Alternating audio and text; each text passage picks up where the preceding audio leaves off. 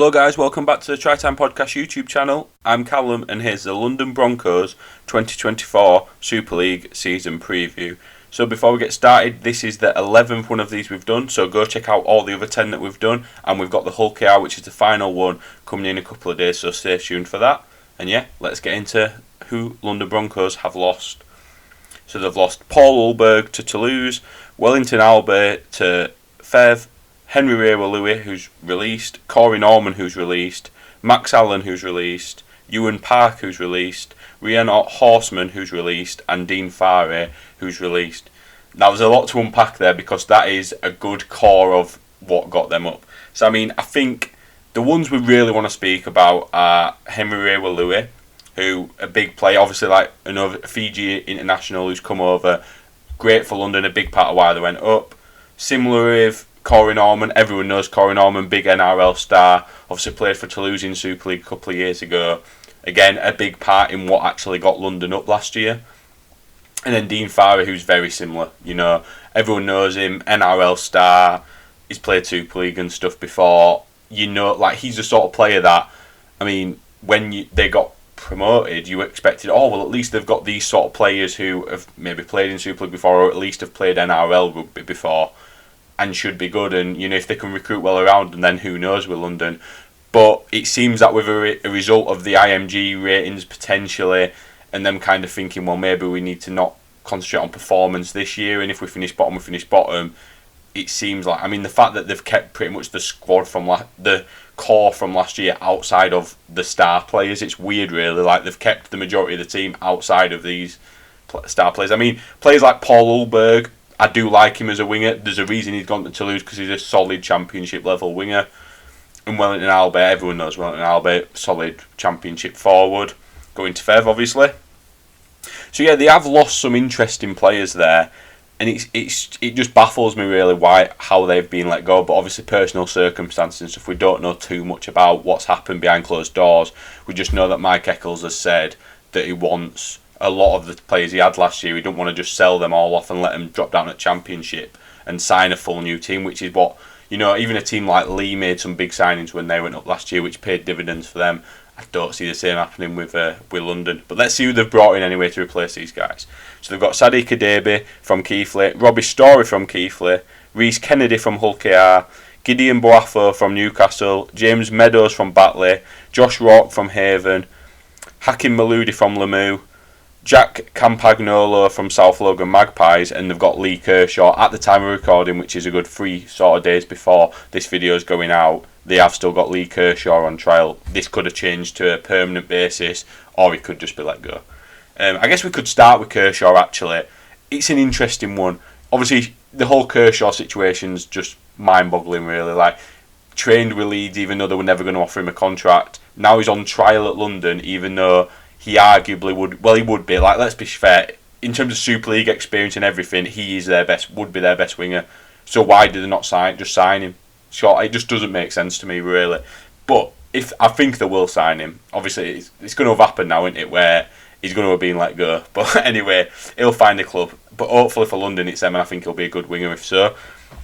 And then you've got, I guess the big one, Jack Campagnolo, decent half-back. Obviously, we don't know what he's going to do over here in England. He's never played over in England, but it's a positive move, I guess. And then you got your likes of your Hakim Maludis, who's obviously played Super League before.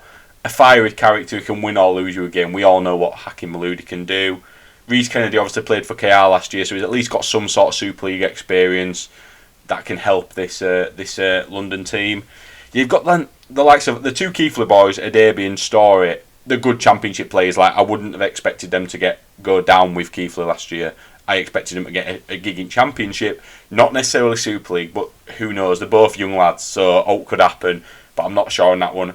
The one I do really like is James Meadows actually from Batley, because he is a great halfback. I do really like him, and the fact that he's getting a chance to test himself up in Super League is a good thing. I think he would have been the sort of signing they could have made. But maybe they should have kept, like your Rewa-Louis and your Norman, and had Meadows as a sort of an extra option in there. That's not been the case, so we'll just have to see how they get on. But yeah, I don't mind that as a signing. And overall, the big players have gone and they haven't replaced them well. We'll move on to a conclusion sort of thing now. And yeah, I guess the sort of telling thing is they've lost better players than they've probably brought in. At least on paper, obviously, these players could be amazing, we just don't know. But on paper, it doesn't look great. I mean, I would argue, on the surface, the squad is like a mid-table championship team, and that's at best. I think it's a worse team than they had last year. The team last year was a mid-table championship team that went on a decent run and snuck and got, second half of the season were amazing, got in the playoffs. I mean, they finished 5th in the league and went up. Do you know what I mean? Out of the 6 that get the playoffs, they finished 5th there. Do you know what I mean? So they did surprise everyone in the playoffs and in that second half of the season. Before the start of the season, everyone had them as like just a mid-table. They're not going to go down. Just a mid-table team who were hard to beat away, basically. And obviously they did. I mean, for this coming season, the championship's got even stronger. I'd argue the majority of the championship has a better squad on paper than this. I think that's a fact, to be honest. On paper, obviously we don't know how it will go, but I think you look at your top teams in championship. Wake, obviously, Toulouse, Bradford, Fev, Fax, York, they've all got, I would argue better teams than this. Then it comes on to what's a positive though? Underdog theory, maybe. The fact that they are going to be the underdogs. Everyone expects them to come last. I've seen some people jokingly putting Cass at the bottom, but I do genuinely think most people expect London to finish bottom. They'll win some games, let's be honest. They're not going to go a season without winning a game. They'll win a few games, a few shocks. And maybe, who knows, really? That might G them up. And then I guess that moves me on to my next point, which is Mike Eccles obviously proved it last year. He was a great coach. I mean, he shocked everyone last year. The underdog theory worked last year. Under Eccles, he knows how to get this group of players, or a core of these group of players playing. So we just got to see what happens really with it. I think, I think they'll be fine. I think at the end of the day, we don't know with IMG what's going to happen, do we? We don't know if they're just going to end up, even if they win league, they might end up down in Championship or League One or whatever.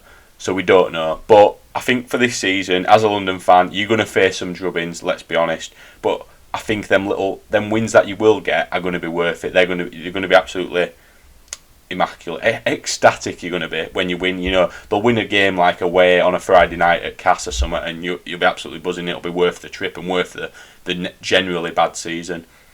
But yeah, that's London really. Let us know down below what you think, and if you do think they can cause an upset and finish above 12. And yeah, Hull KR fans, I know you've waited patiently, and you are the final Super League preview, which is coming up on Monday, and then we've got the big Super League preview podcast on Wednesday. So stay tuned for that. And yeah, thanks for watching. See you in a bit.